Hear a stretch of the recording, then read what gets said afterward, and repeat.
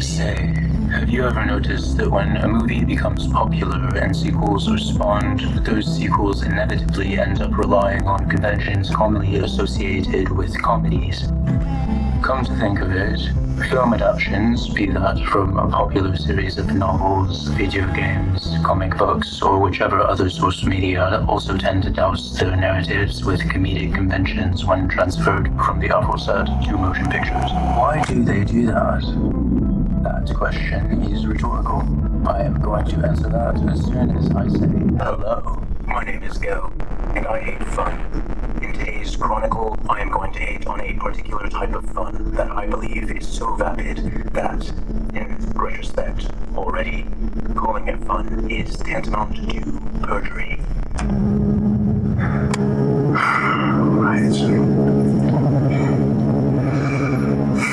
Do excuse my wretched lies, for I apologize. May my lips nigh blessed be, before I explore safe quips. My lord and king. Google, subsidiary of Alphabet Incorporated, the American multinational conglomerate holding company, headquartered in Mountain View, California. Amen.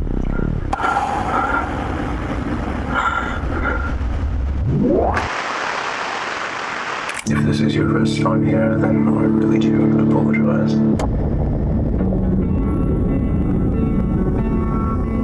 Comic relief, as I'm sure you already know, seeing that you are watching this video of both videos you could be watching right now, is cheekily defined by Merriam-Webster as a relief from the emotional tension, especially of a drama, that is provided by the interposition of comic episode or element.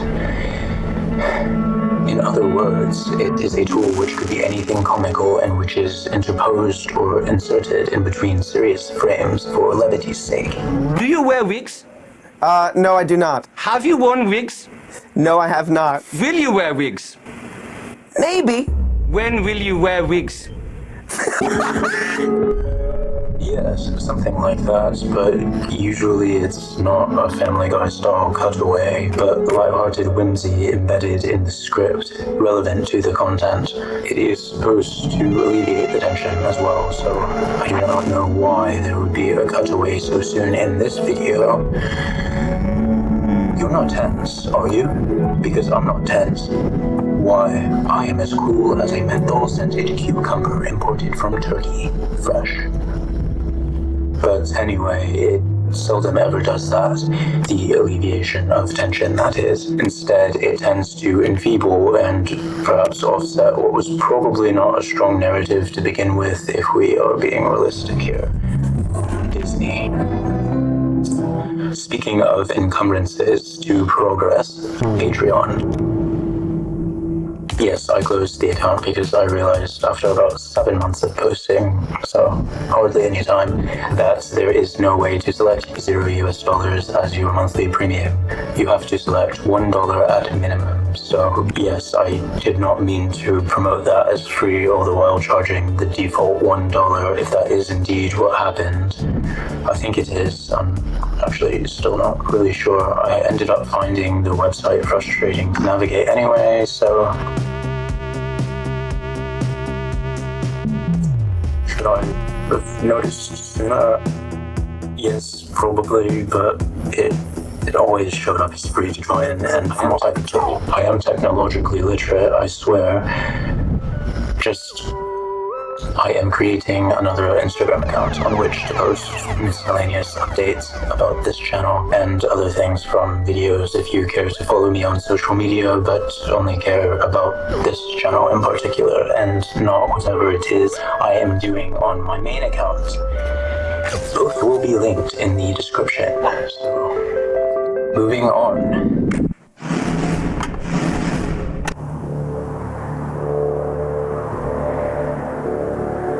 So we've got an evil nut, I sure do hope that this movie being PG-13 does not affect the outlook. That was the best hunt I've ever been on. This is the dream team right here. The dynamic three, the dynamic trio, the dynamic trio! Trio! Remember when we went down the tree? That monster's mouth, I mean... Was that a joke?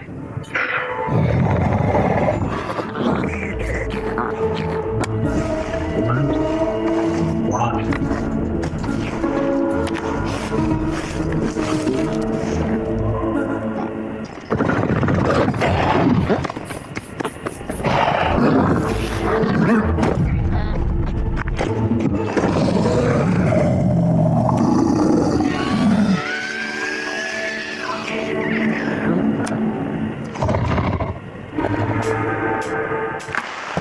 There are so many other ways one can refer to this, by the way. Only there are bathos and safe quips, resulting in quip fatigue, as I'm sure you've heard, surely.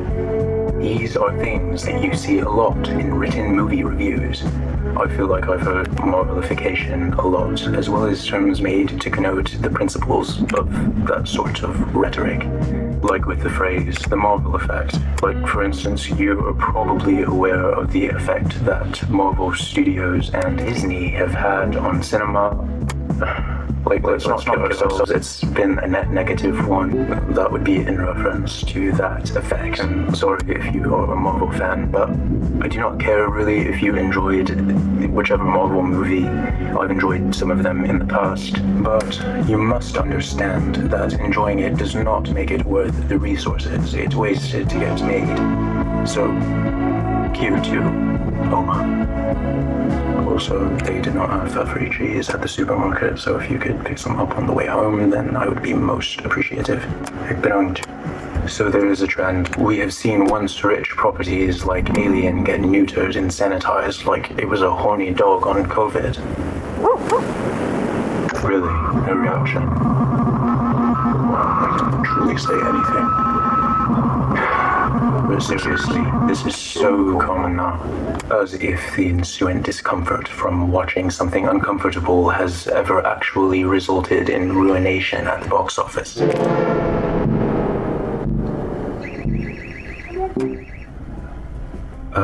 No. It does not compute. I do not think that it's supposed to. So there's a dog keeps returning to this address, even though I currently live in an estate where that is not allowed. So we have to call security every single time. It's Africa. I live in Africa, so... I reckon the marketing department is either a completely separate business uninvolved with regards to the movie in question's pre-production, or they are located in another building altogether, at another location, because there are no signals being sent between those two dying brain cells. And of course, this is not limited to horror movies or any one genre. There's something to be said of franchises from other genres integrating more comedic elements in their sequels, flanderizing the characters of the originals in pursuit of exorbitance rather than the logical continuation and evolution of the originals or originals' story. A terrific example of an overall terrible franchise that started off perhaps a bit too strongly and then died a horrifically slow death is, of course, Pitch Perfect, 2012. You had your chance to blow it out of sight, out of mind. Again and again and again and again and again.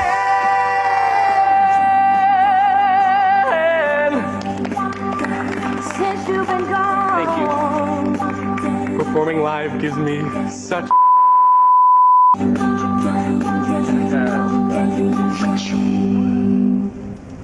I'm really showing my age submitting that as my first non-horror movie pick to come to mind. Oh, look, over there. People born in that year, pay attention to that.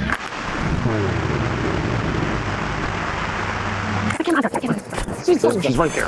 The Barton Bellas, an unlikely group of not men who somehow managed to win at something that didn't have to do with baking. I can hear you. Speaking of Marvel and how good of an example they are of the broader trend of movies appealing to comedy and overcompensation. If I hated myself and wanted my video to be of broad appeal, then I might title the video The Marvel Problem Nobody Talks About, or The Marvelification Epidemic of Hollywood, and you would understand what I am talking about, most likely. Luckily, though, I do not hate myself anymore. Wait, no, alright. At this point, seriously, it is so common that it's quite that's quite alright. At this point, it is so common that it's quite commas, tropes, and flashbacks, it might as well not even be considered a tool anymore. You know, it is so common that, like advertisements, for example, you may encounter hundreds in a day and not even realize it. It is perhaps the most forgettable of narrative crutches, and it is a crutch. It is an over-the-counter drug, but a drug on which one can easily overdose, like melatonin, for example. Too easily, if you ask me. Upon thinking about this topic, I'm reminded of something that another YouTuber, The Morbid Zoo, said in a video of theirs. And that is that filmmakers and corporatized studios in general really are trying too hard to be inoffensive so as not to make the viewer feel anything uncomfortable.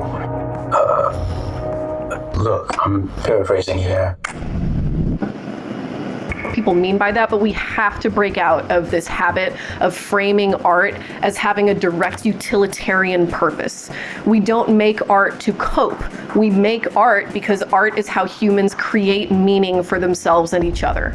That can double as a coping mechanism. The art world has been effectively taken over by interests that want to suck all the life out of it and convert others to the same cause. And that blows. It's scary.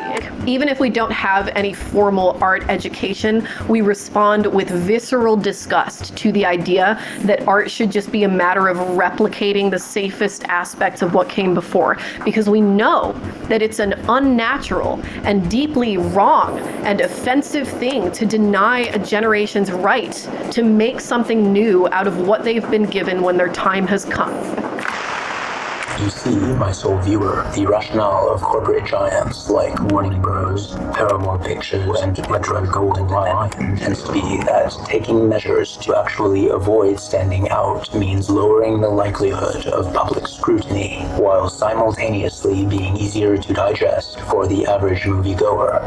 There is the odd series like Child's Play where it is admissible, turning toward comedy because the films following the original trilogy were able to adapt Chucky the Doll's personality to the new genre. That genre being comedy or horror, I suppose.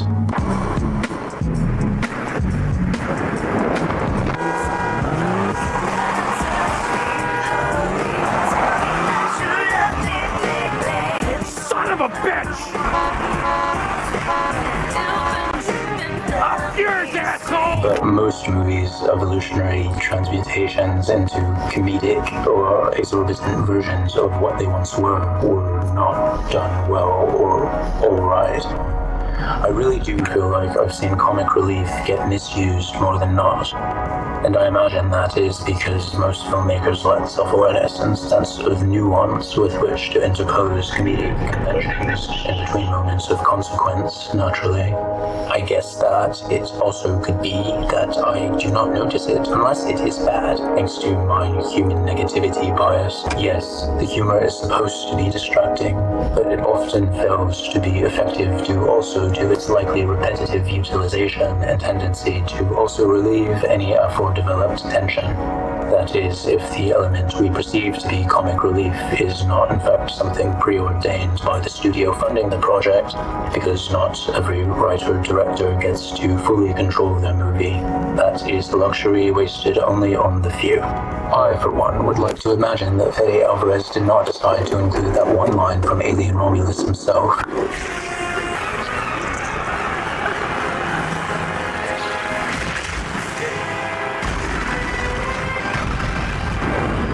Get away from her.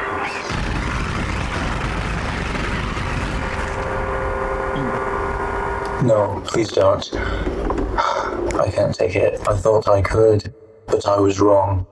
There is comfort in believing a human being and alien fan would never be so fatuously intrepid and cruel. But then again, factoids remain factual irregardless of my or anyone else's feelings.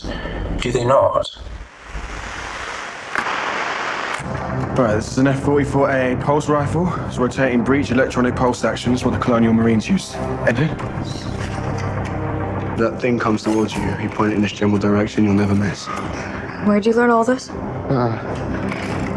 Games and magazines. This phenomenon, which I will henceforth call comedic degeneration, just boils down to gross tonal inconsistency and being tone deaf. Simple. To filmmakers, listen here. If you want your viewers to take stock in your film, then your film needs stakes. Stock plus stakes equals happy Gale. Times the cubed root of stock divided by stakes squared plus 2. Got it? As a wise person somewhere out in the wide world once said, probably in language not English we now speak, because, let's be honest, we've stolen all that we have. And I quote, and paraphrase, a product especially befitted for the average consumer is consequently unbefitting for the average consumer. Feel free to clap, because those are my own words. I do not remember Todd Rose's original quote, word for word. You'll have to forgive me, because few people actually find themselves existing or fitting in at the midpoint between two poles. Say, have you ever noticed that when a movie becomes popular and sequels are spawned, they're seemingly associated with comedies? Why, yes, I have. That question is rhetorical. I am going to answer that as soon as I say. I don't care, I'm answering that anyway. Why? Because we are all fools. Now, I've got to get back to writing something about. I have an example to make of it because I see a trend there as well. I think we are done here. Thanks for watching, and please do like.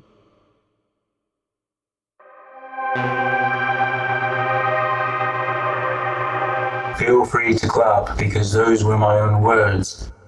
Thank you for watching this video, and please do like and subscribe if you liked this video and do not wish to never see me again. Progressive comedic degeneration. That is because most filmmakers lack the self-awareness and sense of nuance with which to interpose comedic conventions in between moments of consequence naturally. I guess that it would also be because I do not notice it unless it is bad thanks to my... No, seriously. Comedic degeneration.